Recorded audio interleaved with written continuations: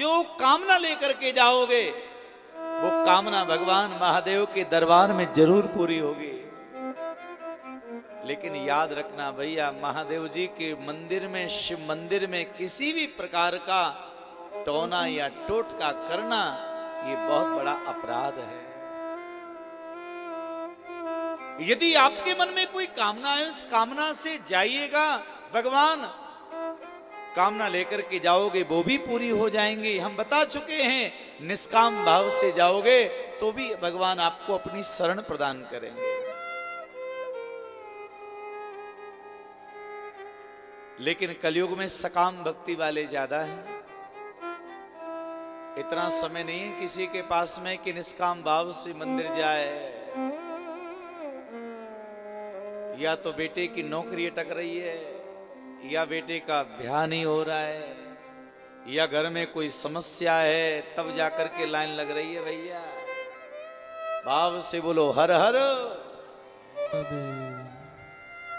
पर कोई बुराई की बात नहीं है। आप यदि सकाम भाव से भी जा रहे हैं ना तो भी कतई बुराई नहीं है। लेकिन निष्काम भाव से एक दिन आप जाकर के देखिए तो परम आनंद मिलेगा। माना निष्काम भाव लेकर के जाओ, पर कोई बात नहीं है। यदि आप सकाम भाव से भी जा रहे हैं तो भी कोई बुराई नहीं है भैया। तो हम आपको बताएं, बहुत ध्यान पूर्वक श्रवण करना। भगवान व्यास जी ब्रह्मा को बता रहे कि जिनको चाहिए धन, बहुत ज्यादा धन चाहिए, लक्ष्मी चाहिए,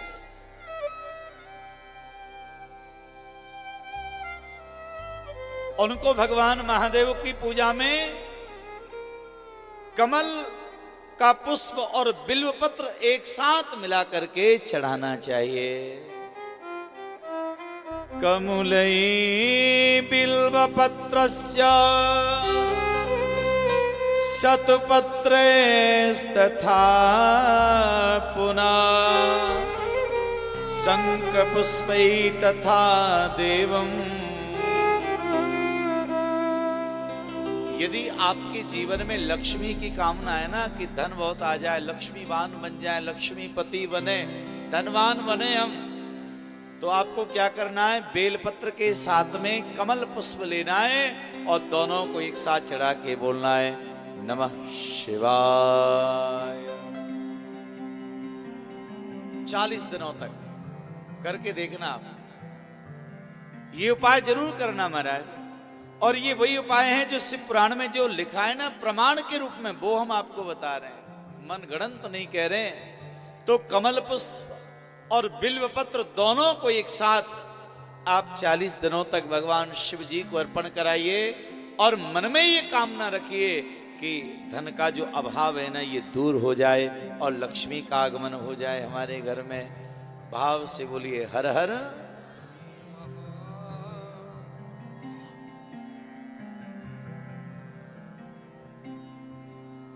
भैया जिनको आयु की कामना है,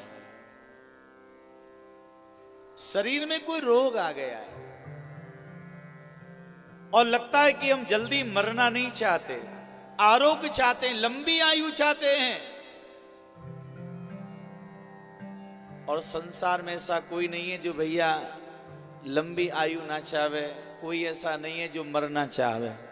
हाँ, भले जितनी बड़ी बूढ़ी जो मैया होती है ना, ये भले कहने को कह देती है महाराज, हाँ कभी कभी कहती है महाराज जरा देखना हमारी उम्र कितनी है, कब मरेंगे हम। लेकिन ये कहने का है महाराज, अगर काल देवता सामने आ जाए ना तो ये हाथ जोड़ के मना कर देंगे, अभी नहीं बाद में आना। कोई जाना नहीं चाहता।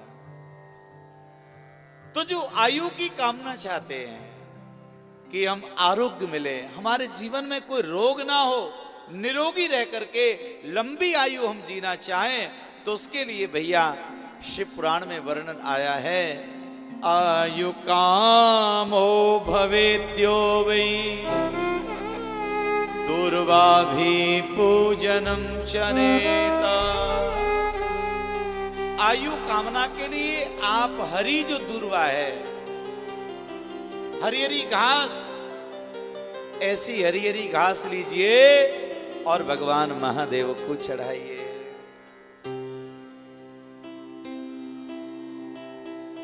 भैया रोग दूर हो जाएगा, आप निरोगी हो जाएंगे, आप स्वस्थ हो जाएंगे। ये दूर्वा जो है ना, इसको भैया हमारे शास्त्रों में अमृता कहा गया है। आयुर्वेद में दूर्वा का नाम है अमृता। ये अमृता है, अमृत देने वाली है।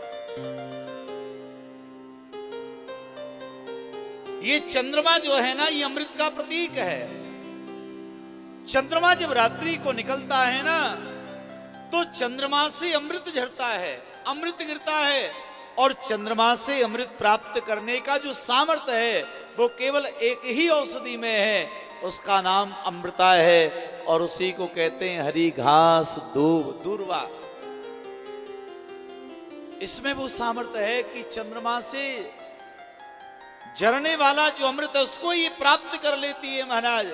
इसलिए महाराज, आरोग्य चाहने वाले प्राणियों के लिए हरी हरी दूब, हरी हरी घास भगवान महादेव को चढ़ानी चाहिए।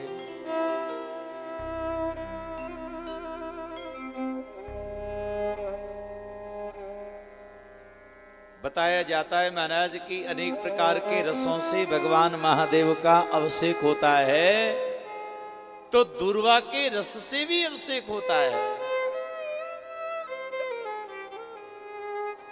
तो आयु कामना के लिए दूर्वा, और ये सारा कार्य लगातार 40 दिनों तक करना है आपको। ध्यान से सुनिएगा, जो भी हम बता रहे हैं चढ़ाने के लिए, आप समझ लीजिए कि लगातार 40 दिनों तक करना है। संकल्प लेकर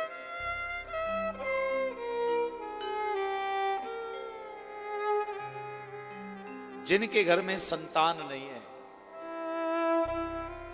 बेटा या बेटी के विवाह किए हुए महाराज कई वर्ष हो गए, अनेकों जगह पर उपचार करवा लिया, वैद्यों से परामर्श ले लिया, डॉक्टरों से इलाज चल रहा है, लेकिन घर में कोई छोटे बालक की किलकारी नहीं हो रही है। महाराज लोग उदास हैं, जीवन जिनका हताश निराश हो चुका है, संतान की प्राप्ति नहीं हो रही है। तो श्री पुराण में वर्णन आया है, और उनको चिंता करने की बात नहीं है। बताया पुत्र कामो भवद्यो वै धतूर कुसुमश्चरेत। धतूरे का जो फूल होता है ना, ये धतूरे का पुष्प भगवान महादेव को अर्पण कीजिए पुत्र कामना के लिए।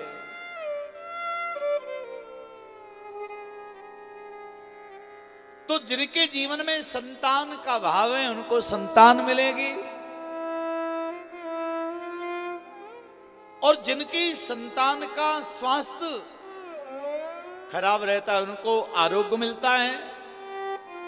संतान की कामना के लिए, संतान प्राप्ति के लिए भी, और घर में यदि संतान है तो उनके आरोग्य और आनंद के लिए भी, उनकी कुशलता के लिए भी आप धतूरे का पुष्प भगवान महादेव जी को चढ़ाइए।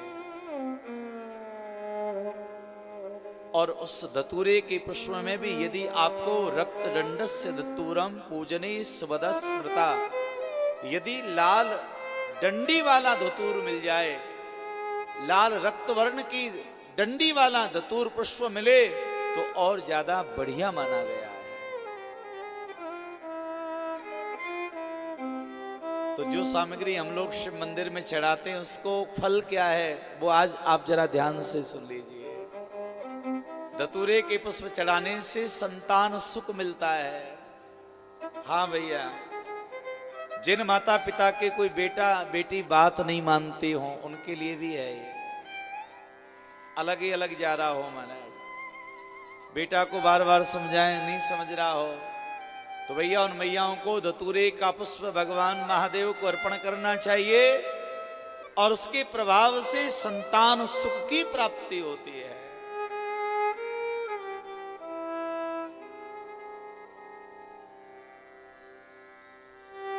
किन्हीं किन्हीं को महाराज बहुत अच्छा करने पर भी यश नहीं मिलता है। बहुत बड़ा काम कर दिया महाराज, यश नहीं मिला। अच्छा काम करते हैं फिर भी आपको यश मिल रहा है, बुराई मिल रही है, और आप चाहते हैं हमें भी यश मिले, हमारा नाम हो, हमारी कीर्ति हो, हमारा मान सम्मान, यश बढ़े, कीर्ति बढ़े। उसके लिए हमें क्या करना चाहिए? तो यहां पर बताया भैया,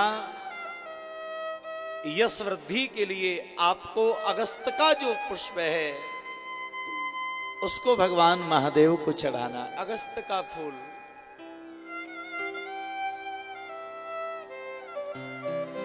इससे भैया आपका यश बढ़ेगा। ये शिव पुराण कह रही है।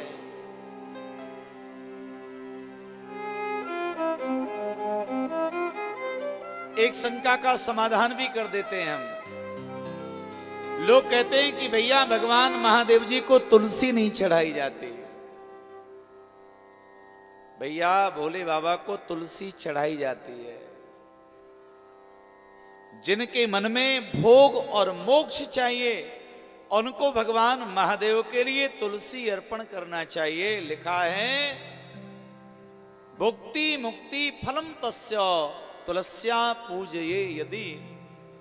भोग और मोक्ष के लिए, कामनाओं की पूर्ति के लिए और मुक्ति की कामना के लिए भैया आप तुलसी भगवान महादेव जी पर अर्पण करिए, कोई अपराध नहीं है। तुलसी अगर नहीं चढ़ाई जाती है तो भगवान गणेश जी को नहीं चढ़ाई जाती है। हाँ, भगवान गणेश जी को तुलसी मत चढ़ाना, महादेव जी को खूब चढ़ाओ। क्यों? क्योंकि भैया गणेश जी ने तुलसी जी को शाप दे रखा है और तुलसी जी ने भगवान गणेश जी को शाप दे रखा है। ये पार्वती नंदन भगवान गणेश जी परम सुंदर है महाराज, पार्वती के लाला हैं, बहुत सुंदर है। तो एक दिन क्या था, भगवान गणेश जी बाल्यकाल में एक स्थान पर बैठकर के महाराज महादेव जी का ध्यान कर रहे थे। वहां से वो वृंदा देवी आई, तुलसी आई और तुलसी देवी ने महाराज पूर्व काल में भगवान गणेश जी का रूप सौंदर्य देखा और भगवान गणेश जी पर मोहित हो गए।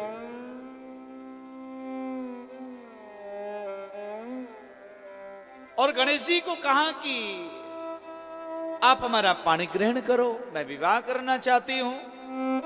गणेश जी ने कहा हम विवाह नहीं करेंगे। तो उसी समय तुलसी जी ने शाप दे दिया, तुम विवाह नहीं करोगे। क्यों? गणेश जी ने कहा ब्रह्मचारी रहेंगे, हम विवाह नहीं करेंगे।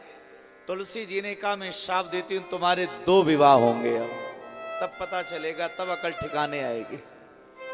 भैया एक ब्याह है जाए, वही अकल ठिकाने पे आ जाए।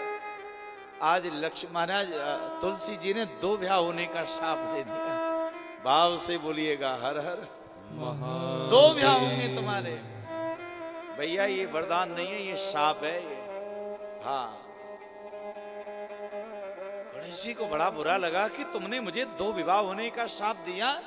मैं तो ब्रह्मचारी रहने का संकल्प ले रहा था। मैं भी शाप देता हूं, वृंदा देवी तुम वृक्ष बन जाओ, और भूल से भी अगर किसी ने तुमको मुझे चढ़ा दिया तो उसको मैं शाप दे दूंगा मैं। इसलिए भैया भगवान गणेश जी को भूल से भी तुलसी न चढ़ाएं, भगवान महादेव जी को चढ़ा सकते हैं। जय। भाव से बोलिएगा हर हर। और बताया भैया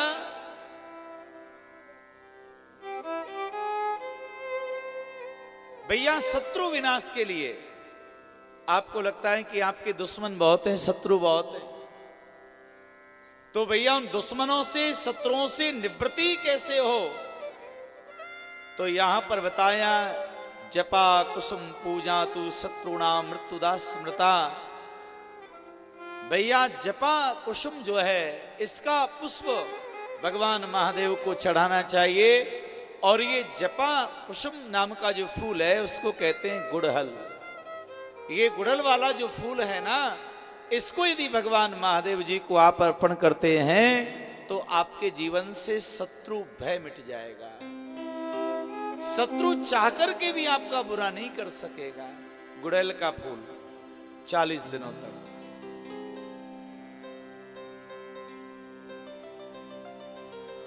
और भैया किसी रोग ने आपको जकड़ लिया है, कोई भयावह रोग आ गया है जो जाने का नाम नहीं ले रहा है, भैया उस रोग उच्चाटन करने के लिए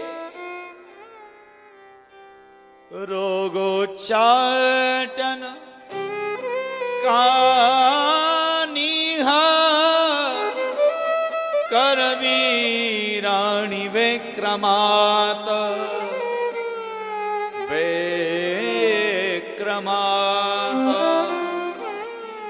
रोग निवृत्ति के लिए, रोग मिटाने के लिए आपको महाराज एक पुष्प है जिसका नाम है कनेर का फूल। ये बड़ी सहजता से मिल जाता है कनेर का पुष्प। ये कनेर का जो पुष्प है ना, ये रोग को मिटाने के लिए रामबाण औषधि है महाराज।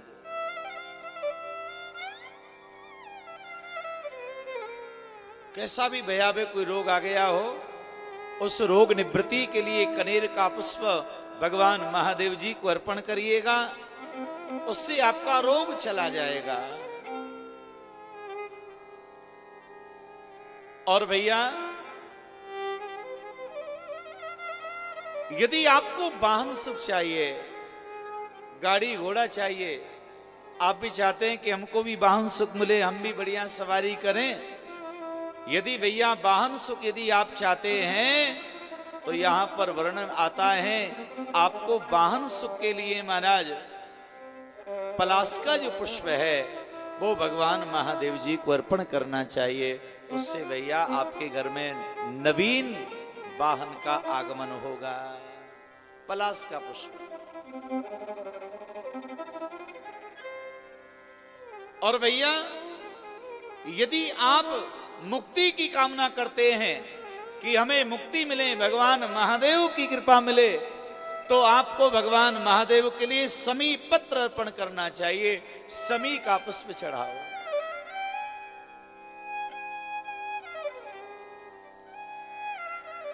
और भैया, यदि आप अपना सौभाग्य चाहती हैं, जो देवियां चाहती हैं हमारा सौभाग्य बना रहे, हमारा दांपत्य में सुख आनंद हो महाराज, कभी दांपत्य में बिगाड़ ना हो, कभी द्वंद्व ना हो, दांपत्य में कभी झगड़ा ना हो, जो देवियां इस प्रकार से चाहती हैं, जो पुरुष चाहते हैं कि दांपत्य में विवाद ना हो, तो ऐसे महाराज उन लोगों को भगवान महादेव की सेवा में बेला का पुष्प चढ़ाना चाहिए। बहुत ज्यादा बात बढ़ गई महाराज, बात बहुत आगे तक बढ़ गई है। और दाम्पत्य में यदि आप चाहते हैं कि मधुरता हो जाए तो बेला का पुष्प लीजिए, भगवान महादेव जी को अपने दाम्पत्य में खुशहाली लाने की प्रार्थना करके 40 दिनों तक लगातार बेला का पुष्प चढ़ाइए पंचाक्षर मंत्र से, तो आपका दाम्पत्य आनंदमय हो जाएगा महाराज।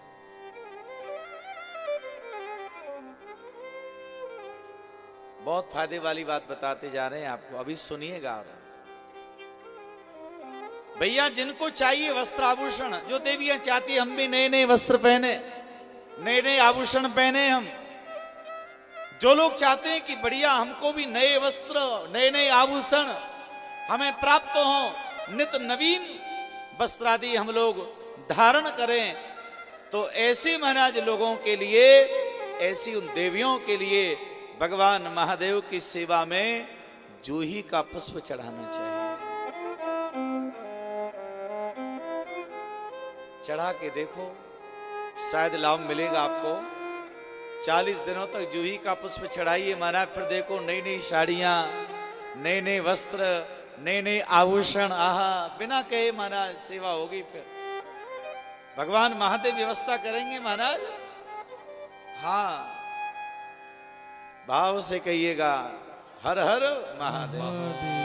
अभी जरा रुकिए महाराज, और आपको बहुत अच्छी बात बताएंगे हम।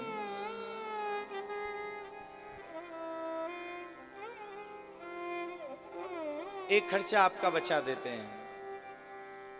जिन लोगों को लगता है कि महाराज हम बहुत ज्यादा सुंदर दिखें, और सुंदर बनने के लिए ब्यूटी पार्लर जाना पड़ता है, अब आपको जाने की आवश्यकता नहीं है। हाँ, एक पुष्प का नाम हम बता रहे हैं, वो आप भगवान महादेव जी को चढ़ाइएगा। फिर महाराज आप समझ लीजिए कि आपके जीवन में आपका रूप, आपका सौंदर्य इतना निखर के आएगा महाराज कि आप स्वयं आश्चर्य में पड़ जाएंगे कि ये हुआ क्या।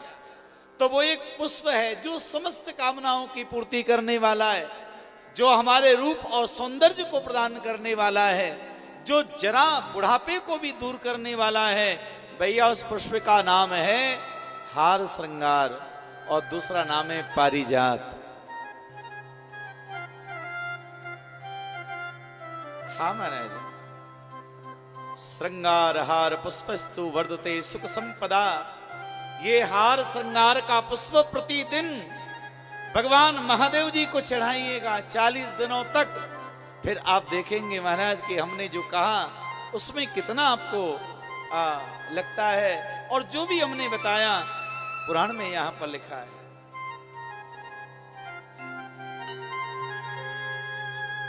तो हार श्रृंगार का पुष्प जो है भगवान महादेव के लिए अर्पण करिएगा। इसलिए रूप सौंदर्य आरोग्य सुख संपत्ति ऐश्वर्य सब कुछ प्राप्त हो जाएगा महाराज। यदि आपको इतनी सारी वस्तुएं यदि प्राप्त नहीं हो रही हैं, तो भैया केवल एक बेलपत्र तो आपको मिल रहा है ना। हाँ, तो केवल बेलपत्र लीजिए और जो भी पुष्प आप अर्पण करना चाहते हो उस पुष्प का नाम लीजिए और मन में ये विचार करिएगा, प्रभु हे महादेव जी, इस बिल्वपत्र के साथ मानसिक भाव से वह पुष्प भी मैं आपको अर्पण कर रहा हूं, तो भी आपका काम बन सकता है। सभी प्रकार के पुष्प चढ़ाओ, लेकिन 2 पुष्प जो हैं वो वर्जित हैं। चंपकम केतकम हित्वा, चंपा और केवड़ा, ये दोनों की प्रजाति एक है महाराज। जो केवड़ा नाम का पुष्प था, केतक, उसने झूठी गवाही दिया था, इसलिए भगवान महादेव ने अपनी पूजा से विमुख कर दिया, और चंपा नाम के पुष्प ने उसका सहयोग किया था।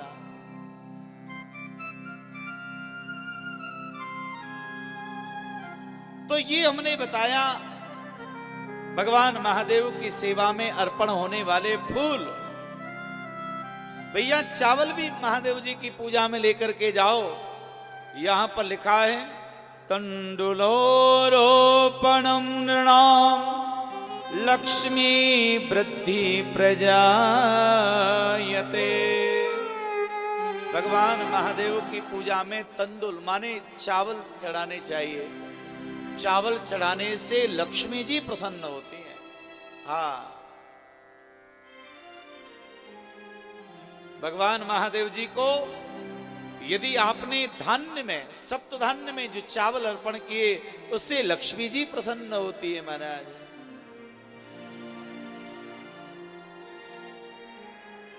अनेक प्रकार के धान्य, अनेक प्रकार के फल, अनेक प्रकार के फूल महादेव जी की पूजा के लिए बताए। रुद्राभिषेक भी बताया है।